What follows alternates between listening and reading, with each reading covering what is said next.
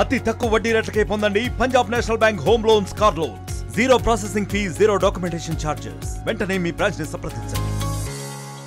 నిన్నటి రోజు కరీంనగర్ వెళ్ళినటువంటి అఘోరి మాత ఇప్పుడు ప్రస్తుతం కరీంనగర్ నుంచి హైదరాబాద్ వెళ్తుంది.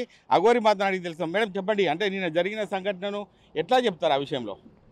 నేను ముందే ప్రయాగ్రాజ్ నుండి వెళ్ళినప్పుడే నేను చెప్పాను, 3 రోజులు ప్రయాగ్రాజ్లో ఉన్నప్పుడే నాకు బెదిరింపు కాల్స్ వస్తున్నాయని చెప్పాను. అయినా సరే ఎవరు పట్టించుకోకుండా ఇలా ఉంటే ఇలాగే ఉంటుంది. నేను నా ధర్మం గురించే పోరాడుతున్నాను. ఇప్పుడు అటాక్ జరిగింది కదా, దానికి కూడా గురువుగారిని అడిగి నేను స్ట్రాంగ్ డెసిజన్ తీసుకోవాల్సి వచ్చింది. ఇంకోసారి అటాక్ జరిగితే వాళ్ళని అక్కడనే చంపేయడానికి కూడా సిద్ధంగా ఉన్నాను. ఇంకా ఓకే, అంటే పోలీస్ స్టేషన్ ఫిర్యాదు చేశారు, పోలీసులు ఏం చెప్పారు మీతోని? పోలీసులు యాక్షన్ తీసుకుంటున్నా అన్నారు, కానీ అది యాక్షన్ దాకా పోదు. ఎందుకంటే వదిలేస్తారు, ఆ కార్ని వదిలేస్తారు, ఆ పిల్లల్ని వదిలేస్తారు. అదంతా కాని పని. అందుకనే నేను ఇప్పుడు ఒకటే అనుకున్నాను, నా మీద అటాక్ చేస్తే ఇంకొకసారి వాళ్ళు ఎవరైనా సరే ఊరుకునేది లేదు.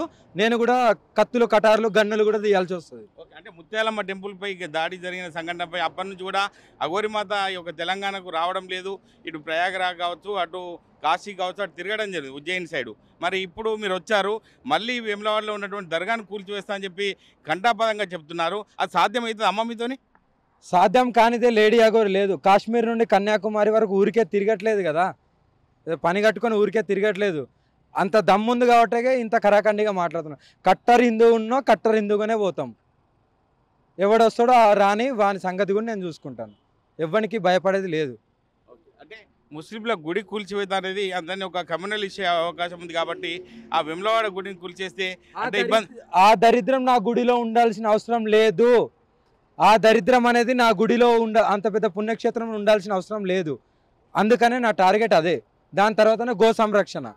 అంటే ఇప్పుడు ఎక్కడికి వెళ్తున్నారమ్మా మీరు? ఇప్పుడు ప్రస్తుతం ఎక్కడికి వెళ్తున్నారు? హైదరాబాద్ వెళ్తున్నాను, వెహికల్ బాగా చేయించుకోవడానికి. నైట్ జరిగిన దానికి వెహికల్ బాగా చేయించుకోవడానికి షోరూమ్ వెళ్తున్నాను. ఓకే, అంటే రాబోయే రోజుల్లో కార్యాచరణ ఎలా ఉండబోతుంది అఘోరి మాతది? చాలా కఠినంగా ఉంటాయి, మీరే చూస్తారు. ఇంకా ఎవరైతే దాడి చేస్తారో నేను కూడా కత్తులు, కటార్లు తీయాల్సి వస్తుంది. ఓకే, ఇది మీ వ్యక్తిగత నిర్ణయమా లేకపోతే అఘోరి మాతకు గురువు చెప్పిన సలహాలు పాటిస్తూ ముందుకెళ్తున్నారా? వ్యక్తిగత నిర్ణయాలు ఏది ఉండదు, ఏదైనా గురువు ఆధ్వర్యంలో జరుగుతుంది. ఎట్లా కార్యాచరణ ఎలా ఉండబోతుంది భవిష్యత్తు? మీరే చూస్తారు. చెప్పడం కంటే చేయడం ముఖ్యమంటారు. అది హర హర మహాదేవ్. అంటే కుంభమేళా గురించి ఎట్లా ఏం చెప్తారు? అక్కడ అగ్నికి ఆహుతైన పరిస్థితి ఉంది, కుంభమేళలో అటువంటి పరిస్థితులు ఉన్నాయి. ఎట్లా దర్శనం చేసుకున్నారు మీరు? నేను 3 రోజులు అంటే ఏ మీడియాకు కానీ ఎవరికి ముందు కూడా రాకుండా నేను నా పూజలు చేసుకుంటూ 3 రోజులు చలిస్థానాలు చేసి నేను బయలుదేరాను. ఎందుకంటే మళ్ళీ మీడియా ముందుకు కుంభమేళా రావడం ఎందుకనే సైలెంట్గా ఉన్నాను. అంటే హిందూ దేశంలో ఒక విపత్కర పరిస్థితులు వస్తే నాగసౌదరి కావచ్చు, ఇటు అఘోరులు కావచ్చు, మేము ఒక ఉప్పెనలా వస్తామని చెప్పి ఇప్పటికే సవాలు వేస్తున్న పరిస్థితులు ఉన్నాయి. అది రాబోయే రోజుల్లో వచ్చే అవకాశం ఉంది అనుకోవచ్చా? 100%. అఘోరి అమ్మని టచ్ చేసి చూడండి, ఏమవుతుందో మీకే తెలుస్తుంది. ఓకే, చివరిగా కేంద్ర రాష్ట్ర ప్రభుత్వాలకు మీరు ఏం చెప్తారు? చివరిగా ప్రభుత్వాలు కాదు, ప్రభుత్వాలు ఈ 5 సంవత్సరాలు ఉంటాయి, పోతాయి. ఎవరైనా సరే ధర్మం ఎప్పుడైనా, ఇప్పుడు అధర్మం నడుస్తున్నా సరే ధర్మం ఏదో ఒక రోజు గెలుస్తుంది. అది నేను గట్టిగా నమ్మేస్తాను. ఓకేమ్మా, ఇది పరిస్థితి. రాబోయే రోజుల్లో కార్యాచరణ ప్రకటిస్తా, ఖచ్చితంగా నేను సవాలు విసిరింది, ఖచ్చితంగా ముందుకెళ్లే పరిస్థితి ఉంటుందని చెప్పి అఘోరి మాత కరీంనగర్ నుండి హైదరాబాద్ వెళ్తూ కూడా ఒక ఆర్టీవీతో మాట్లాడిన పరిస్థితి మనం చూస్తున్నాం. కెమెరామెన్ నెల్లూరుతో మహేష్, ఆర్టీవీ, సిద్దిపేట జిల్లా. మరిన్ని వీడియోస్ కోసం ఛానల్ ని సబ్స్క్రైబ్ చేయండి. లేటెస్ట్ అప్డేట్స్ కోసం వాట్సాప్ ఛానల్ ని ఫాలో అవ్వండి. ఆ లింక్ డిస్క్రిప్షన్ లో ఉంది.